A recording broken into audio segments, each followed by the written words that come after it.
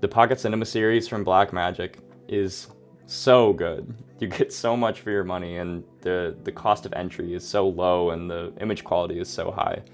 But usually there's at least a couple issues that need to be addressed if you're wanting to run the camera in a more professional setting. So in that case, you would want to design a rig like this. And I just wanted to show you how I would build out a Blackmagic Pocket Cinema camera 4K. The first thing we need for our rig is a base plate to hold the 15mm rods and sort of serve as the solid base for the entire rig. For that, I always use the Kessler K-plate because it is super solid, it weighs a ton, it's fairly permanent, so nothing is loose once you install it.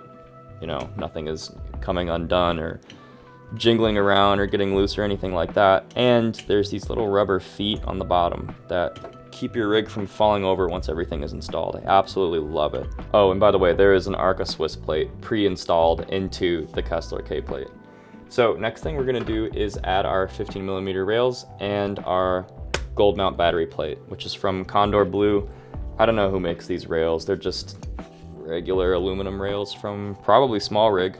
We'll go ahead and slide these in maybe until about there. Now for external power, I am going to use a gold mount battery. I find them to be a little bit more solid than V-mount. V-mount is totally fine. I've used them for years and never really had problems. But these kind of just rattle around less. So this one is a Watson Pro 158 watt hour. So this should charge the battery for an obnoxiously long amount of time. We'll go ahead and slap that on. Cool thing about this Condor Blue gold mount plate is that you can kind of change the angle if you want. Then we're gonna flip the rig over, and I need to tighten these bolts down so that the 15mm rods are locked into place and they're not gonna move around on us. The one downside for some with the K-plate is that it is fairly permanent. Once you tighten everything down, there's no quick releases or anything like that. All right, those aren't going anywhere. Next thing we need to do, because we've covered up our monitor, is add an external one. You could use a 5-inch, 7-inch, whatever you have. I happen to own a Ninja 5, so we're just gonna go ahead and throw that on there. First things first, I have a battery eliminator that we can use to get rid of the Sony MPF that usually goes on the back here, and instead we're gonna run a D-tap to DC to power the monitor. I also have a Tilta Magic Arm that we're gonna just throw right on the top here. It would be more ideal for a Pocket 4K rig if you had a cage from Tilta or Small Rig or whoever you buy your cages from. I don't have one right now, so this will totally work for today. But everything might be a little bit more solid. You might have more mounting points. A cage never hurts, plus you get the added protection. Go ahead and tighten everything down. I have this awesome right-angled HDMI cord. I have no idea where this came from, but I'll find it and link it in the description. I absolutely love this thing.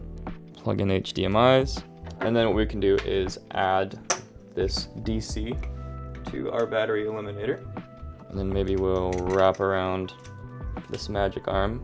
Cool, so that's pretty solid. You know, I sometimes I move the rods up and down depending on what is more comfortable for handheld operation. But the last piece we're gonna add is probably the most important, and that's an ND filter, or in this case, I'm gonna use the Tilta Mirage matte box, and I have the variable ND filter installed into it. The Pocket 4K, and actually all of the Pocket cameras except for the 6K Pro, do not have internal ND filters, so you'll have to install them on the front. I like the matte box because you can add an adapter to all of your lenses and then just pop the matte box off. It's as easy as unscrewing that and it comes right off. And then you can just change your lens out, put the matte box back on. The variable ND is decent. And if you have any other filters that you want to attach to it, you can totally do that. There we go, guys. That is a super quick and simple way to rig out a Pocket 4K. I don't actually own one of these right now, but if I did, I would probably rig it out exactly like this. Maybe add a cage, maybe add like a top handle and then a monitor mount coming out of the front of that.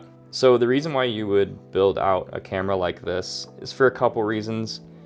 The first, obviously, is to have external ND filters because they're not internal. You could do a smaller solution with just a screw-on filter. Like I said, this is a little bit more scalable, so you can add it to almost every single lens that you have.